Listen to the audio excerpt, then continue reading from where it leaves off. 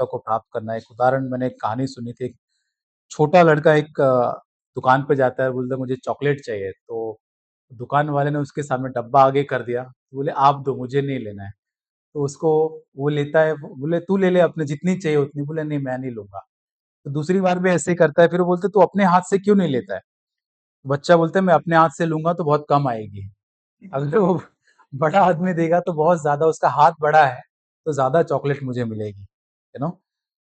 तो जैसे मैं सुन रहा था कि परमेश्वर की सहायता को प्राप्त करना हमारे जीवन के अंदर कितना बड़ा सौभाग्य हमको मिला है। परमेश्वर हमेशा कहता है मैं तेरी सहायता करूँगा, मैं तुझे दृढ़ करूँगा, मैं तुझे सहायता करूँगा। ये मेरे लिए कितना बड़ा सौभाग्य है कि यदि मैं उपलब्ध सहायता को नहीं लेता हूँ, तो मैं एक मूर्ख व्यक्ति बन जाऊँगा मैं, कि मेरे पास सहायता हर समय के लिए उपलब्ध है। एक वचन जो मेरे मन में आ रहा है वो यिर्मयाह उसका 17 अध्याय वचन 5 में लिखा है। यिर्मयाह चैप्टर 17 वर्स 5 से आगे। यहाँ पे लिखा है कि परमेश्वर कहता है, श्रापित है वह मनुष्य पुरुष जो मनुष्य पर भरोसा रखता है और उसका सहारा लेता है, जिसका मन यहोवा से भटक जाता है। वचन 6, वह निर्जल देश के अधमेरे पेड़ के समान होगा और कभी भलाई को न देखेगा। वह निर्जल और निर्जन अलोन छाई भूमि से बरसा रहेगा।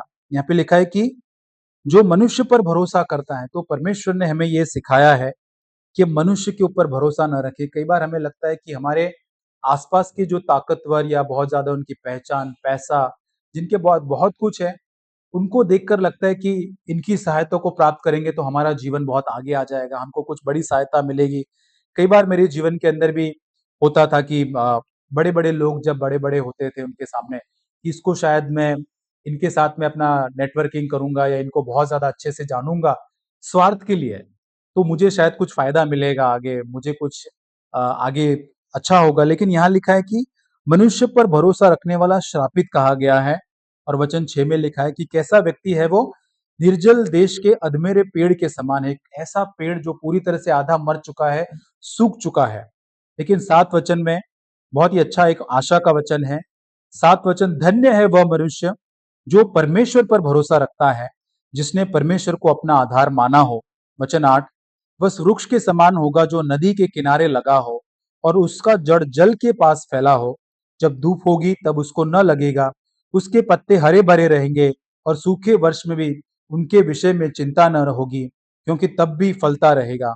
तो प्रभु का धन्यवाद हो कि प्रभु ने उसकी सहायता का केंद्र हमारे लिए खोल दिया है, कि प्रभु हर समय हम उस पर भरोसा रखकर उसकी सहायता को प्राप्त कर सकते हैं।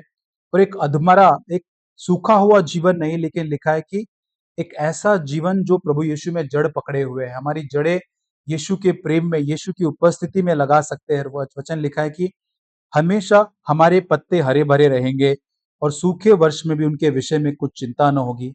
मैं इस जीवन को जीना चाहता हूँ कि सूखे वर्ष में उसके विषय में कुछ चिंता न होगी। जब हम पूरी तरह से सूखे होते हैं हमारी आत्मा के अंदर, परिस्थितियों के अंदर, जब लोग कुछ हमको बोल देते हैं, हमारे जीवन में कोई तकलीफ आ जाती है, लोग हमको नीचा दिखाते हैं, एक सूखे वर्ष में से होकर जाते हैं, लेकिन क्या लिखा है? उसके विषय में सूखे वर्ष में भी कोई चिंता न होगी, क्योंकि हमने प्रभु की सहायता माँगी है, प्रभु का अनुग्रह प्राप्त किया है, उस पर भरोसा रखा है। इस वचन को जीने के लिए प्रभु हमारी सहायता करे। इस अधमोए पेड़, जो मरा हुआ पेड़ है, आधा सूखा हुआ, उसके समान नहीं, लेकिन एक ऐसा वृक्ष जो उस जल के किनारे लगा गया है, उसके समान बने, ताकि तब हम हमेशा फलते रहे, प्रभु को महिमा देते रहे। आमीन।